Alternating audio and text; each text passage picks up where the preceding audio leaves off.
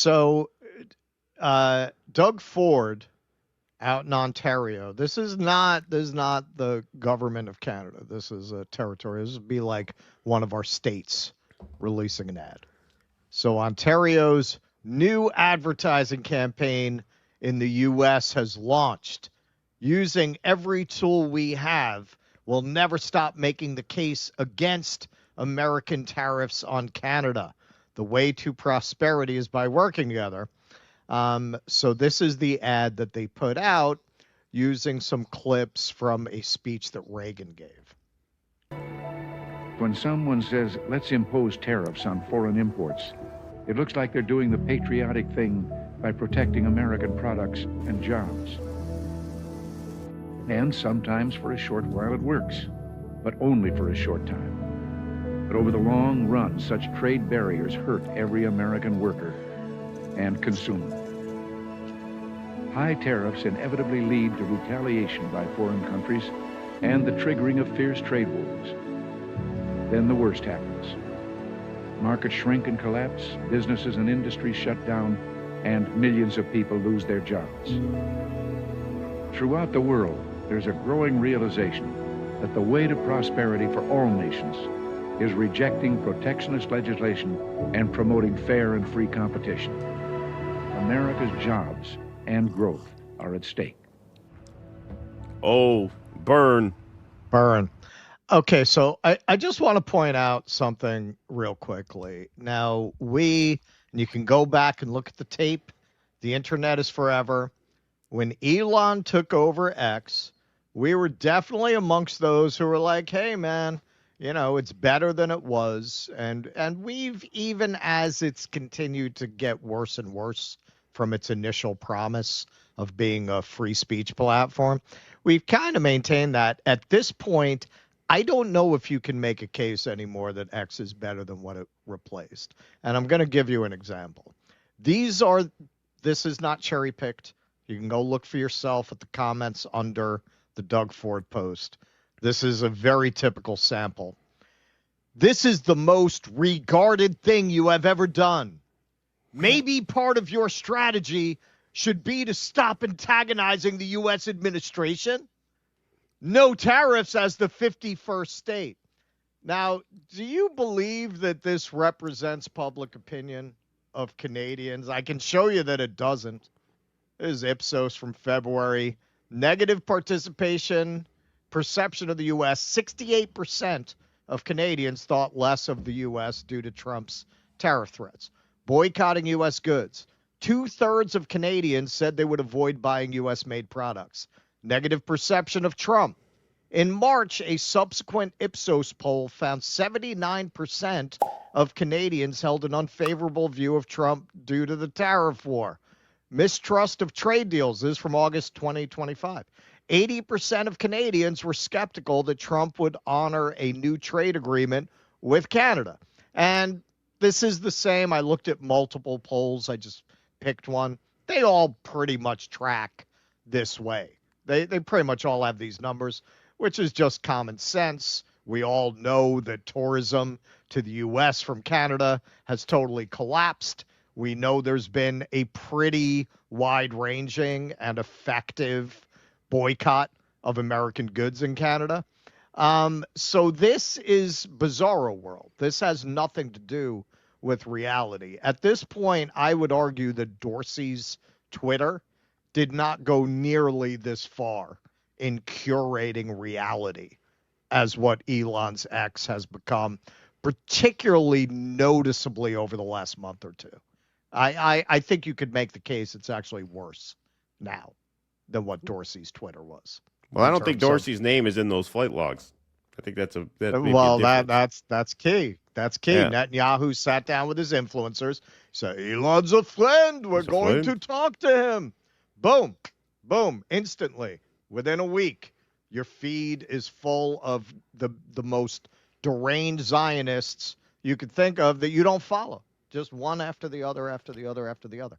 If I didn't do this, like some people have said to me, they're blocking all of them. I can't because of what I do.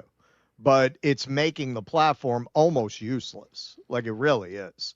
Like you got to very specifically look for what you're looking for. And even that, you can tell it's being suppressed. It's really awful now. So this is from our illustrious president. He did not take very kindly to that ad. The Ronald Reagan Foundation has just announced that Canada has fraudulently used an advertisement which is fake, featuring Ronald Reagan speaking negatively about tariffs. The ad was for $75 million. They only did this to interfere with the decision of the U.S. Supreme Court and other courts. Yeah, no, that's exactly that was they're playing 4D chess over there. Yeah, Clarence Thomas is going to give a fuck. He's going to see that. He's going to change his mind. Yeah. Tariffs are very important to the national security and economy of the USA. Based on their egregious behavior, all trade negotiations with Canada are hereby terminated. Thank you for your attention to this matter, President DJT. So this is from Alex Cole, quote tweeted it. Just to be clear, he's canceling major trade talks over an ad that a provincial government ran, not even the government of Canada. Yes, Republicans, your God is that stupid. Yes, he is. Here he is on the tarmac being asked about this. I don't know. They cheated on a commercial. Ronald Reagan loved tariffs, and they said he didn't. And I guess it was AI or something. They cheated badly. Canada got caught cheating on a commercial. Can you believe it?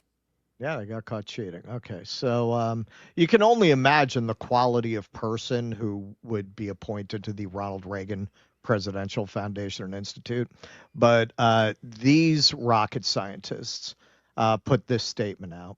They have learned that the government of Ontario, Canada, created an ad campaign using selective audio and video of President Ronald Reagan delivering his radio address to the nation on free and fair trade, dated April 25th, 1987.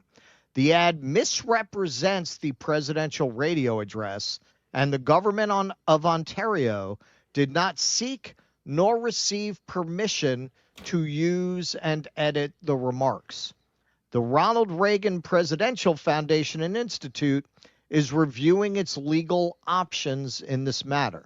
We encourage you to watch Ronald Reagan's unedited video on our YouTube channel. Well, we're going to watch it on our YouTube channel. You all can go fuck yourselves. So this kind of tracks with what we've been saying about Twitter versus X. At this point, and again, you could go back and look at the tape, we were quite vocal in speaking out against cancel culture. We gave a lot of coverage to the Twitter files, knocked down people who were claiming it was a nothing burger. Certainly it was a something burger, and very valuable reporting, all that. I think I don't even think it's like a debate that at this point the Republicans are much, much worse in regards to their absolute hatred for any kind of freedom of speech. Much, much worse than cancel culture at its height. Look at this. Their answer to everything is we're going to litigate, we're going to sue, we're going to look for legal options. That is batshit. That is a public speech that Ronald Reagan, the president of the United States, gave on TV. They have absolutely no proprietary ownership or interest in that speech.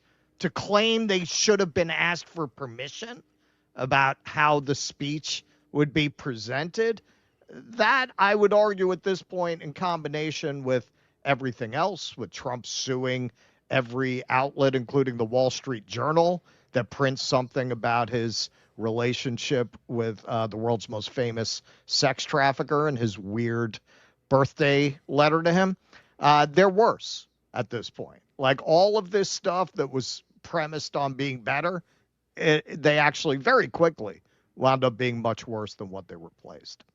So moving on. So this is part of a follow-up tweet he did. He got very upset that they broadcast the ad during the World Series. Ronald Reagan loved tariffs for purposes of national security and the economy, but Canada said he didn't. Their advertisement was to be taken down immediately. but they let it run last night during the World Series, knowing that it was a fraud because of their serious misrepresentation of the facts and hostile act. I am increasing the tariff on Canada by 10% over and above what they're paying now. Thanks you for your attention to this matter. Okay, so this got community noted. This is actually a community note on Trump's tarmac video.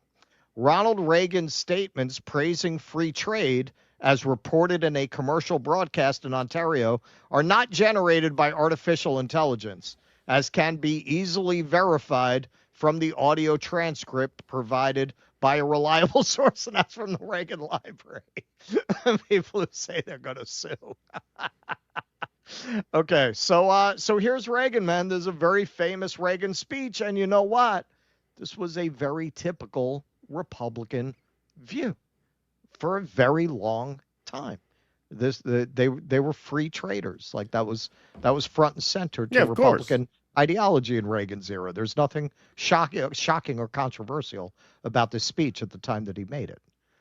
The world, there's a growing realization that the way to prosperity for all nations is rejecting protectionist legislation and promoting fair and free competition. Now, there are sound historical reasons for this. For those of us who lived through the Great Depression, the memory of the suffering it caused is deep and searing. And today, many economic analysts and historians argue that high tariff legislation passed back in that period, called the Smoot-Hawley Tariff, greatly deepened the Depression and prevented economic recovery. You see, at first, when someone says, let's impose tariffs on foreign imports, it looks like they're doing the patriotic thing by protecting American products and jobs. And sometimes for a short while it works, but only for a short time. What eventually occurs is, first, homegrown industries start relying on government protection in the form of high tariffs. They stop competing and stop making the innovative management and technological changes they need to succeed in world markets. And then, while all this is going on, something even worse occurs. High tariffs inevitably lead to retaliation by foreign countries and the triggering of fierce trade wars. The result is more and more tariffs, higher and higher trade barriers, and less competition. So soon, because of the prices made artificially high by tariffs that subsidize inefficiency and poor management, people stop buying. Then the worst happens. Markets shrink and collapse, businesses and industries shut down, and millions of people lose their jobs. The memory of all this occurring back in the 30s made me determined when I came to Washington to spare the American people the protectionist legislation that destroys prosperity. Now, it hasn't always been easy. There are those in the Congress, just as there were back in the 30s, who want to go for the quick political advantage, who risk America's prosperity for the sake of a short-term appeal to some special interest group, who forget that more than 5 million American jobs are directly tied to the foreign export business, and additional millions are tied to imports. Well, I've never forgotten those jobs, and on trade issues, by and large, we've done well. Oh, he loved tariffs. Yeah. Loved tariffs. Oh, that's totally out of context, that ad. It was AI. They misrepresented him. It must have been AI or something.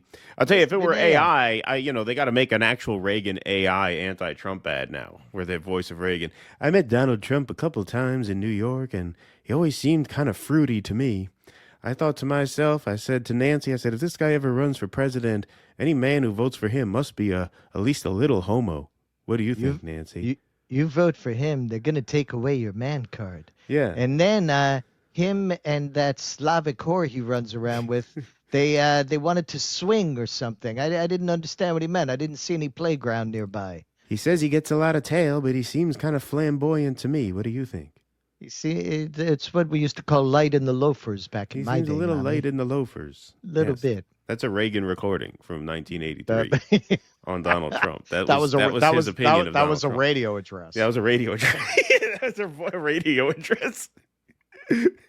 That was the B-side of the American Medical Association anti-universal healthcare album that he did.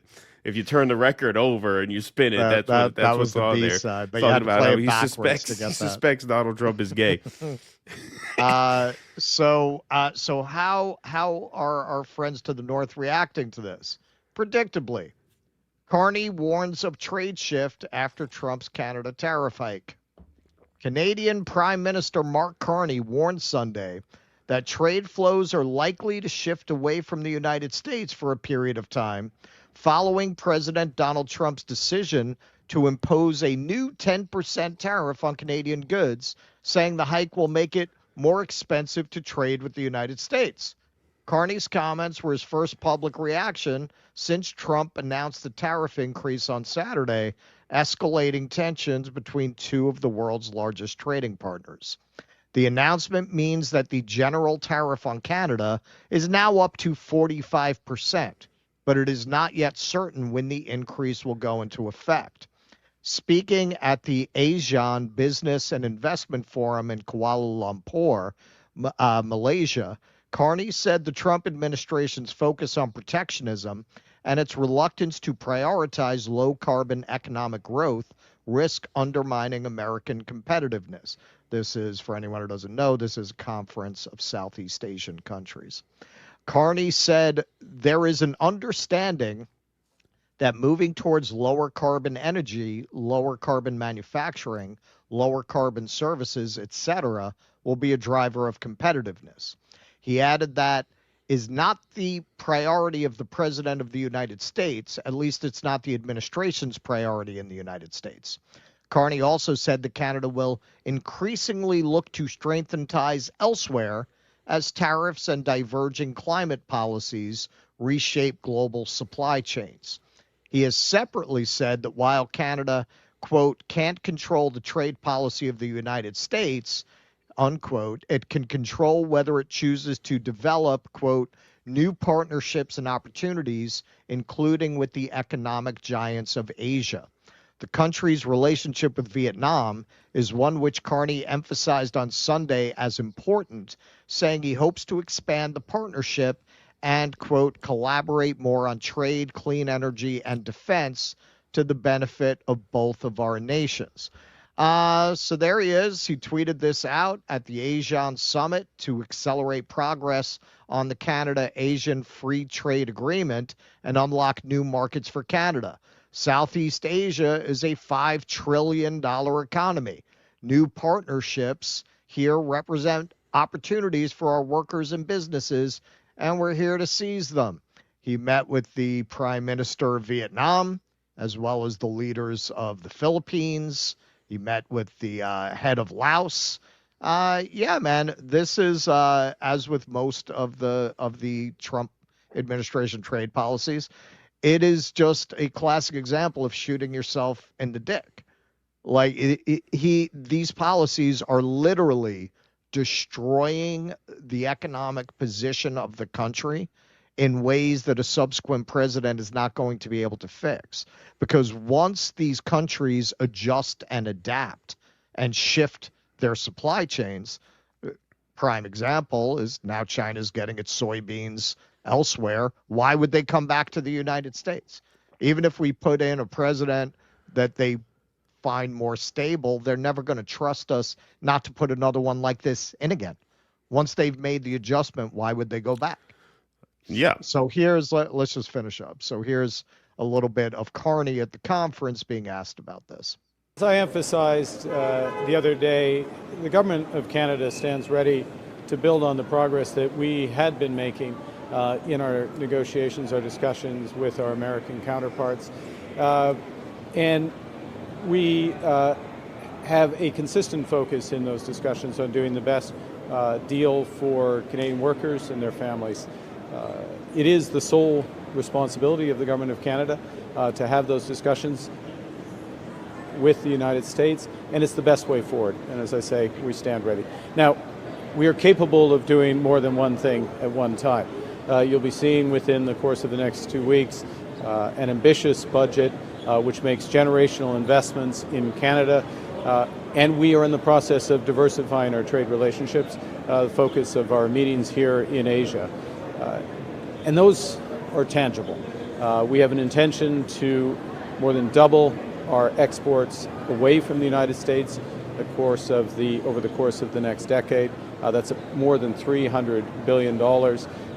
We agreed already today with the president of ASEAN, Dr. Ibrahim, and next year's president of ASEAN, the president of the Philippines, President Marcos, the intention to conclude the ASEAN-Canada Free Trade Agreement by next year. In addition, we announced that we will be initiating free trade talks with the Philippines with a similar deadline.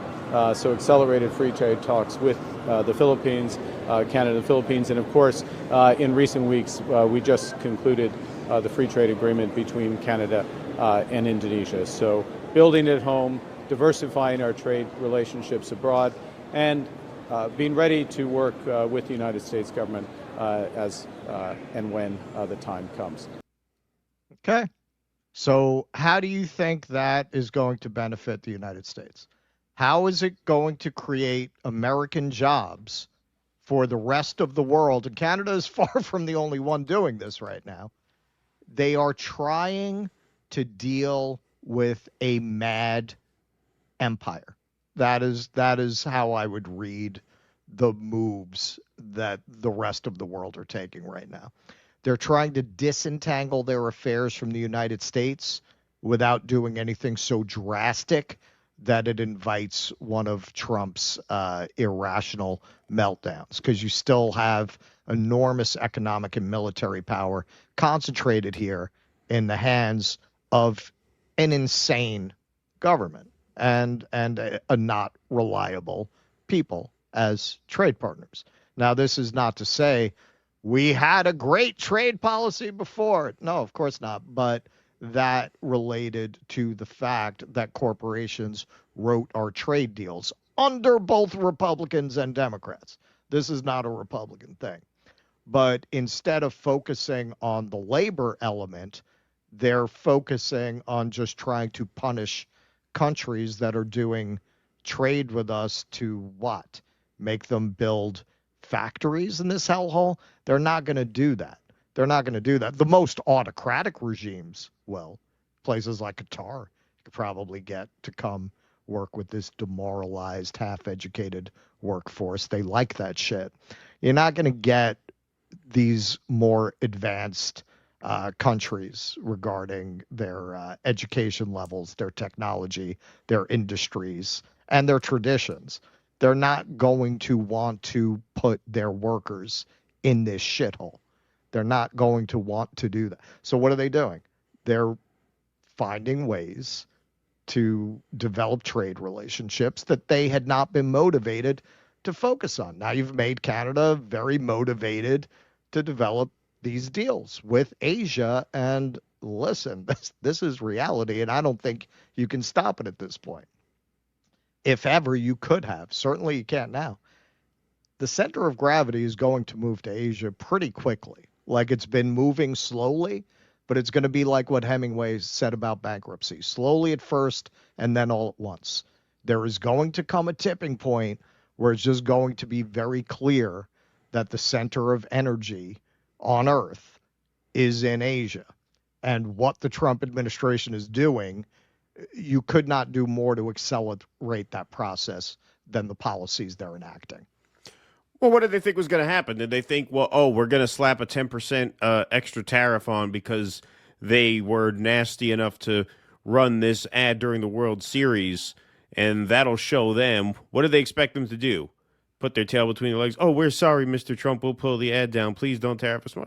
No. Like, these other countries, they're going to act in the best interest of their state and their society. And if that means getting out of a toxic relationship, then that is what they are going to do. The world is not big enough, but it's bigger than we here in the United States think it is, right? These countries do have options, right? They don't have to deal with us at any cost to them. And so, there's just such an arrogance about the way they dealt with this. And by the way, Canada is in the World Series. That's probably why they aired it during the World Series, because Canada has a team in the World Series. From Rough what World I read, Series they're this year going for to MAGA. continue to air it in the World Series. California they're versus going to stop Canada. after. Yeah.